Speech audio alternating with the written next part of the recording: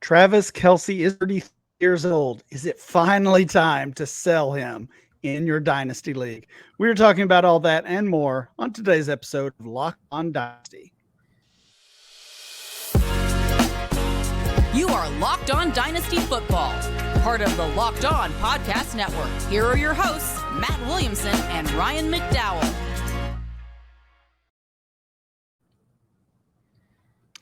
Welcome back to the Locked On Dynasty Football Podcast, part of the Locked On Podcast Network, your team every day. Thanks for making Locked On Dynasty your first listen every day.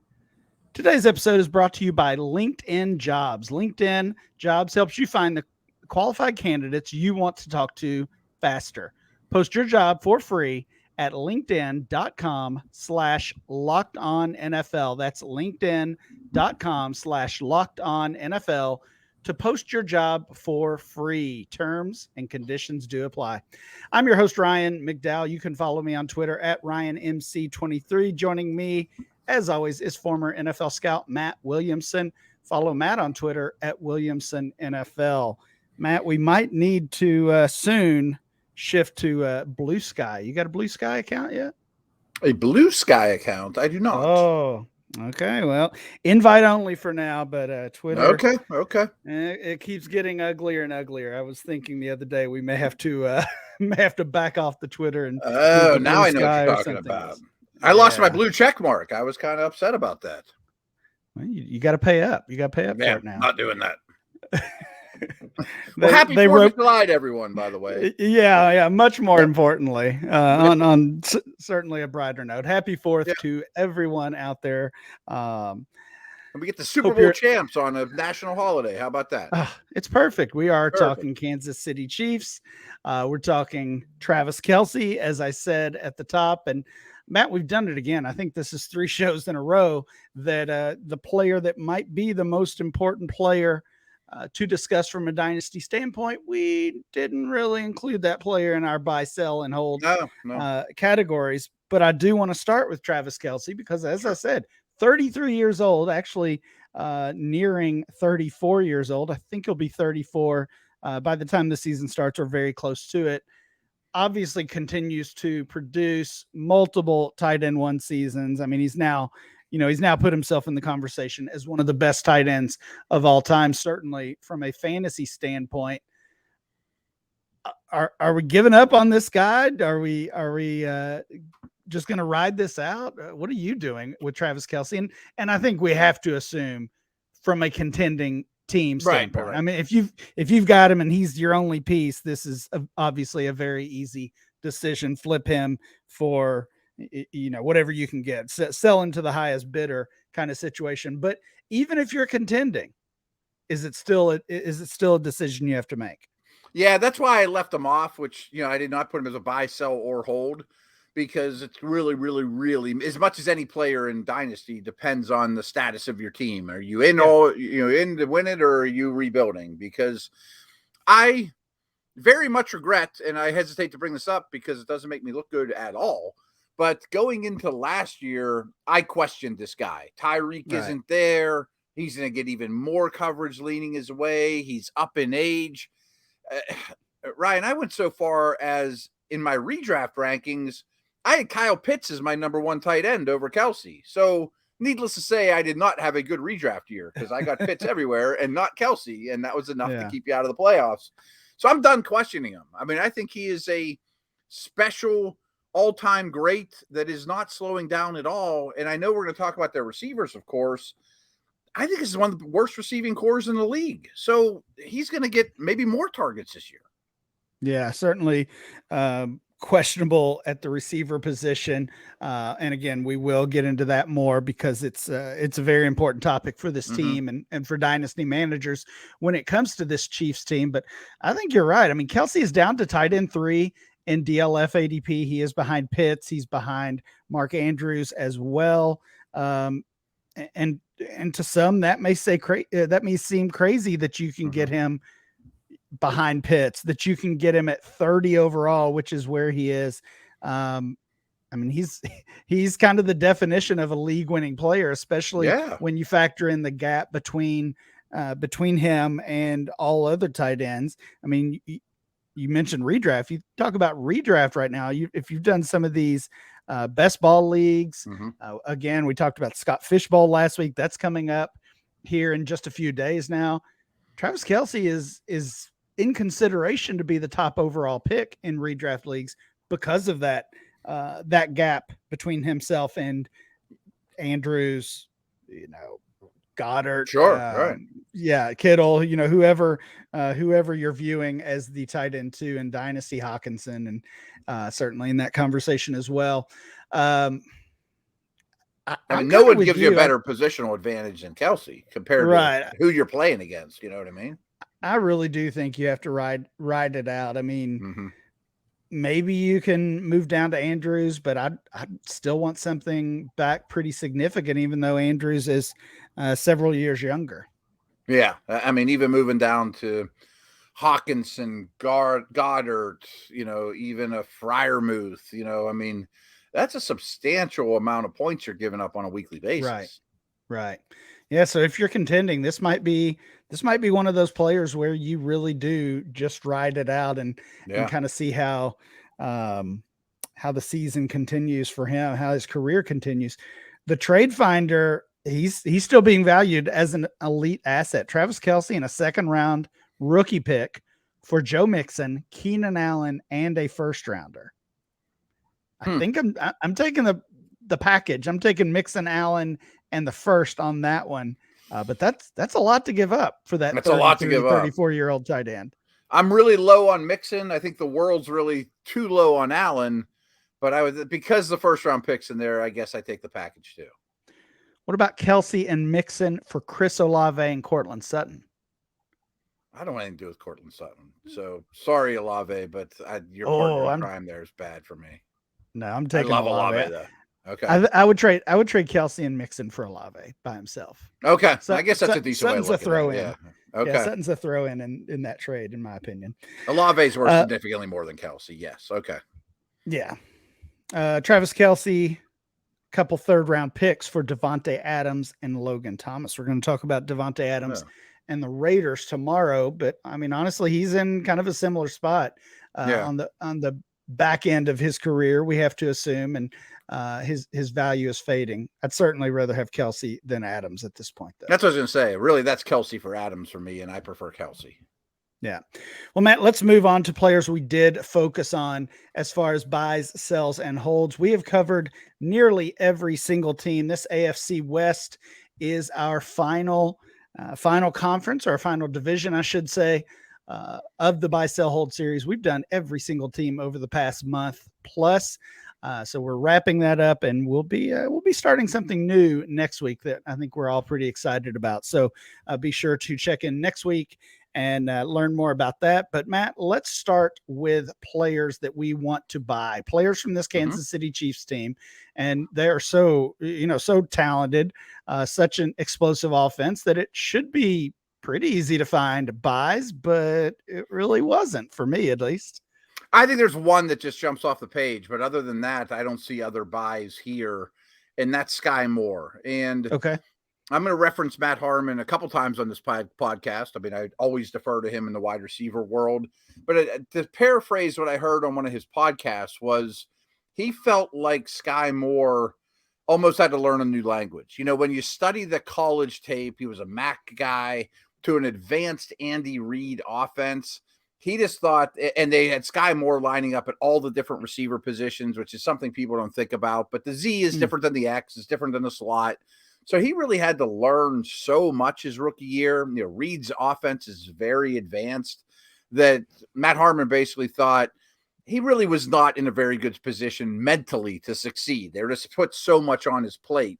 So I'm going to go back and give him more of the benefit of the doubt. And I really liked him coming out of school, you know, and I think has a chance to be the receiver that catches the most passes for this team. I did see our buddy Lawrence Jackson from NBC recently interviewed Juju Smith-Schuster and asked Juju about some wide receivers that are maybe being undervalued or overlooked in fantasy leagues. And Juju mentioned Sky Moore as kind of the next guy up in Kansas City, which was certainly interesting because they have a few players that you could view that way. And, say what you will about Juju. He's always been a favorite of mine. I think everybody knows that at this point. And honestly, it's kind of become the butt of the joke around the fantasy community as he's been a disappointment in recent years. But, he was a solid player for the Chiefs. He wasn't that explosive asset that we saw from Tyreek Hill, but he was a solid player, and that's still a lot of production that the Chiefs have lost from that receiving group last year. So who's going to pick up the slack there? And I'm with you. Sky Moore is my buy. He's wide receiver 60 in our ADP. Actually, I'm also willing to pay the price for the rookie Rashee Rice. He's actually being drafted ahead of Moore at wide receiver 54. Again, this is one of, if not the best offense in the league. So this is one of those teams that we want pieces of, especially if they come at a cheap price. And we said that we had trouble finding buys. Obviously, we want Patrick Mahomes on our team. We want Travis Kelce on our team. It's a matter of even being able to acquire them, because if you've got those players, there's a good chance you want to hang on to them, and then just paying the lofty price tag as well. But once you go deeper, it becomes a challenge. But again, if they're so cheap, and I think Rashee Rice and Sky Moore are both in based on our ADP and startup drafts and in dynasty trades as well. You and I don't disagree very often, but I am going to disagree with you on Rice, and for two reasons. In that, if it is really hard to learn this offense, well, I think that's tough on rookies, as I just said the same thing with Moore. And frankly, the Chiefs, of course, know more than I do, but I thought they overdrafted Rice. I thought he'd go a round or two later than where he actually went in the NFL draft. I didn't adore him coming out of school. I do feel like Rice is pretty close to what we saw as far as the type of player for what we saw from Juju last year, Sky Moore's a little different. Kadarius Toney's certainly very different from that Juju role. So maybe Rice is the most, the best fit to take over that role. Although again, to your point, if it is a tough offense to learn, and it seems that it could be based on some of the struggles in players coming over to this team, whether it's in free agency or as a rookie, then that kind of makes sense. Mm-hmm. Fair enough. Anyway, Rashee Rice, Matt disagrees with me on that one, but I'm taking a chance on him. Sky Moore, we both like as the potential breakout for this Chiefs wide receiver core. We're going to talk about players that we want to sell and hold, and we'll do that next. Guys, these days, every new potential hire can feel like a high-stakes wager for your small business. You want to be 100% certain that you have access to the best qualified candidates available, and that's why you check out LinkedIn Jobs. LinkedIn Jobs helps you find the right people for your team faster and for free.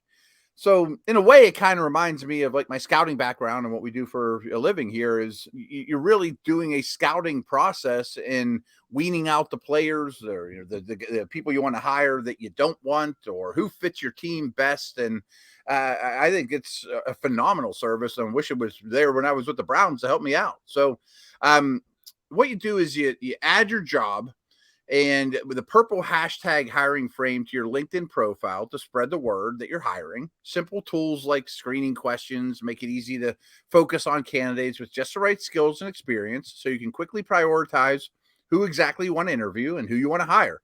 So it's why small businesses rate LinkedIn Jobs #1 in delivering quality hires versus leading competitors. So LinkedIn Jobs helps you find the qualified candidates you want to talk to faster. Post your job for free at linkedin.com/LockedOnNFL. That's linkedin.com/LockedOnNFL to post your job for free. There are terms and conditions that do apply.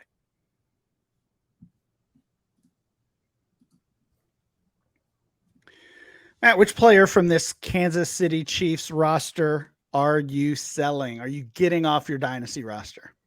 I referenced Matt Harmon, and I'm going to do it again because his take on Kadarius Toney is kind of like this guy really isn't a wide receiver. He just runs around and does stuff. You know what I mean? Like he's so unconventional. And one thing I learned, Matt Harmon aside, route runners stick in this league, guys that consistently get separation running precise routes. And Tony doesn't. I mean, he just does weird stuff and phenomenal with the ball in his hands. He also has an injury history. So I think people are overreacting a little to, Andy Reid twisting his mustache with Kadarius Toney. I think now might be a decent time to get out. I don't disagree. I nearly included Kadarius Toney in my as my sell as well. Ultimately settled on him as a hold, and we can go ahead and we can continue that conversation right now. I just think there's a lot of people out there that are infatuated with this guy. A lot of fantasy managers, dynasty managers. If you find one of them, I certainly would consider him a sell if someone's willing to overpay. But we've seen these flashes, right? And the opportunity, I mean, the same argument that we would make for Sky Moore or Rashee Rice is there for Toney as well, in that after Travis Kelce, it's wide open, right? I mean, any of these guys could establish themselves as a weekly fantasy starter. Kadarius Toney, and ultimately the reason I labeled him a hold rather than a sell, he's not as valuable as we might think. He's still wide receiver 46 in our ADP. So, if you do hit and you hold on to him, you've got the chance to make a big profit there. If he goes the other way, gets injured again, or just, honestly just doesn't work out as a starting wide receiver, you haven't lost too much. Now that said, if you can get a first rounder for him, if you do find one of those managers in your league that just loves this guy and really believes in him, then I'm with you. Then he becomes a sell. Any other players? I think that's a great point, though, that he is wide receiver 46. Like before we did this, I was thinking he's probably wide receiver 36, but he isn't. And I've made that mistake a few times with receivers just because there's so many, I mean, there's a lot of buzz around this guy, sell high. Well, there's still 45 receivers out there that people like better. And I understand why, Yeah, it's interesting to look at some of the players around him because they're other players that are kind of in the same spot. Gabriel Davis is wide receiver 47, right behind him. Another player that has been valued as, a future star but hasn't quite shown that on the field consistently. Cortland Sutton is wide receiver 50. Yet another player, although we've invested a lot in Cortland Sutton. This represents a big fall for him while Toney and Davis were, kind of later, I don't want to call them breakouts, but later fads that we were chasing in dynasty leagues. Any other players from this roster that you would consider as sells in dynasty? Pacheco for sure. And sure, he's fun to root for. 7th round pick, leading back in Kansas City. What could be better than that? Right. Well, they always rotate guys. And I just think his running style, which is very aggressive and violent in a straight line, just running into things really hard, just doesn't hold up very well. Yeah, he's a pretty easy sell for me. In fact, he is the player I listed as my sell here. And my initial thinking was kind of along the same lines as Toney, that I just don't think you can necessarily get that much for Isaiah Pacheco, who is the RB 27 in our latest ADP. He's actually the 3rd most valuable player on this roster behind Mahomes and Kelce. But then I looked at the trade finder. Isaiah Pacheco for a 2024 first round pick. Oh, Pacheco, Cooks, and a first rounder for Austin Eckler. Maybe you could argue that one a little bit. Isaiah Pacheco for Terry McLaurin. Isaiah Pacheco for Christian Watson. Ooh, then he's definitely my sell. After all hearing all those, right? Absolutely. Yeah. Pacheco for Deshaun Watson in a 1 quarterback league. I'm still taking Deshaun Watson there. Absolutely. They go on and on. Pacheco. Ooh, I don't like this one. Pacheco and Amari Cooper for Damian Pierce and Jonathan Mingo. They found one I don't really approve of, but you can probably argue that one either way, I guess. Yeah, certainly a solid, like you said, a solid player last year as a rookie, a great story as that late draft pick who came in and, overtook Clyde Edwards-Helaire, who's, still hanging around this roster. He's down at RB 61 is CEH. Pacheco's fun to root for. I'll continue to root for him, but I just don't want to do it while he's on my dynasty roster. Yeah, especially if you could turn him into Christian Watson, or, you know what I mean? Or anything along those lines. That's not even close to me. We haven't talked about Patrick Mahomes yet, the most important player, not only on this roster, but maybe in the entire league. We're going to do that next. Thanks for making Locked On Dynasty your first listen every day.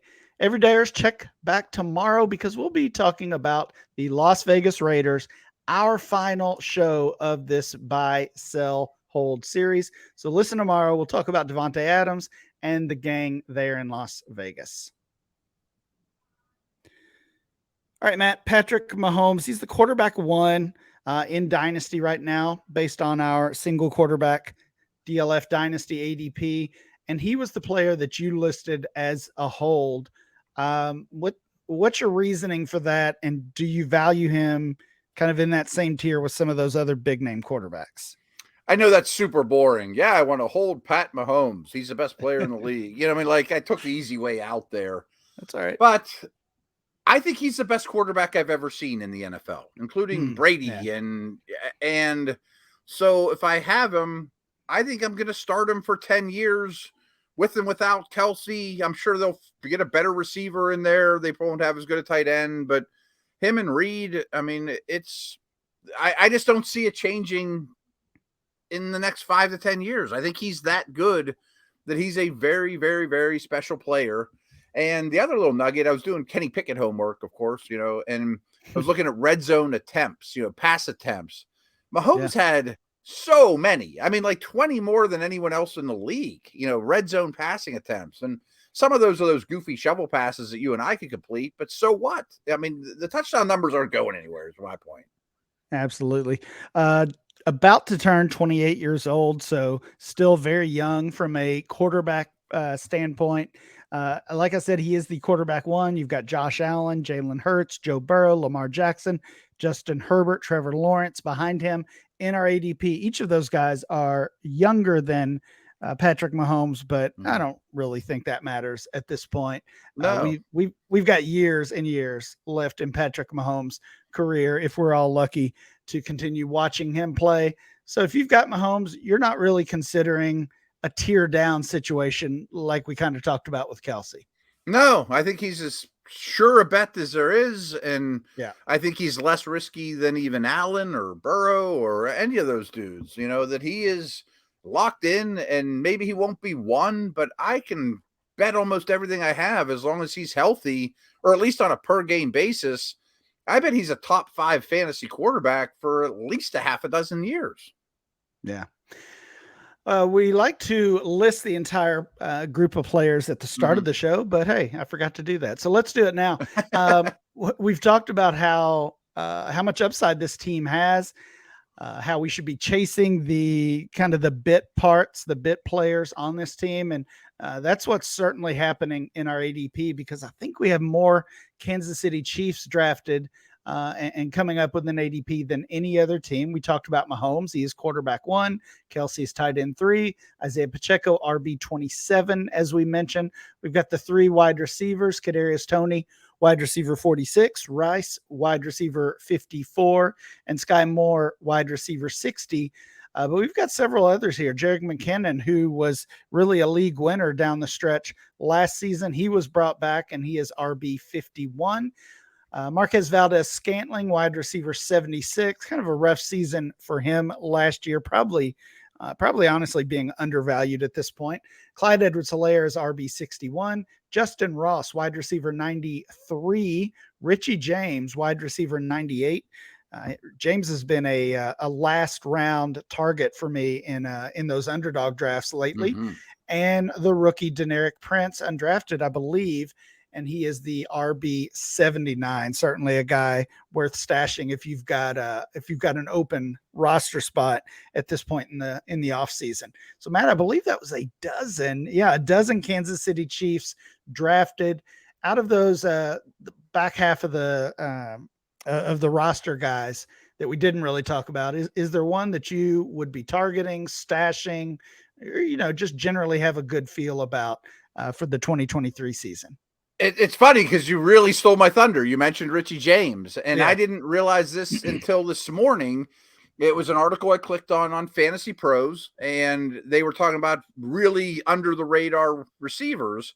And I just pulled it up, and I didn't know this until I read it this morning, because they said from after Wan'Dale Robinson went down, from weeks 12 to 17, he led the Giants in target share and averaged 11.3 fantasy points, 5.6 receptions, and 55 yards per game.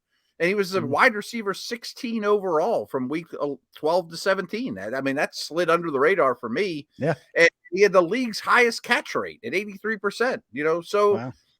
I mean, I didn't know any of those things about him. I always thought, well, he's an underrated player. He could do some good things, but maybe he's the slot machine for Pat Mahomes. I mean, that could happen. Yeah, absolutely. I've been another guy I've been chasing late, or honestly trying to acquire even in dynasty leagues, is James' former teammate Isaiah Hodgins. He's a guy I believe in. Sure. But Richie James played honestly just as well down the stretch for the Giants last year. And with the uncertainty and the inexperience in this wide receiver core with Tony, Rice, and Sky Moore, could Richie James slide in as a guy consistently getting snaps and targets? Absolutely. I think he could. Mm-hmm. And, you don't look at him as that long-term dynasty investment, but, a guy that could just help you for this year, possibly. Absolutely. I'm sure he's on some waiver wires. Oh yeah. Yeah. He definitely is, for sure. That is it for today's show. Again, enjoy your holiday. Please make sure you download and subscribe or follow for free on YouTube, wherever you get your podcast. Remember to follow the show at Locked On Dynasty. Follow Matt at Williamson NFL. And I'm Ryan MC23. We'll be back next time with more Locked On Dynasty.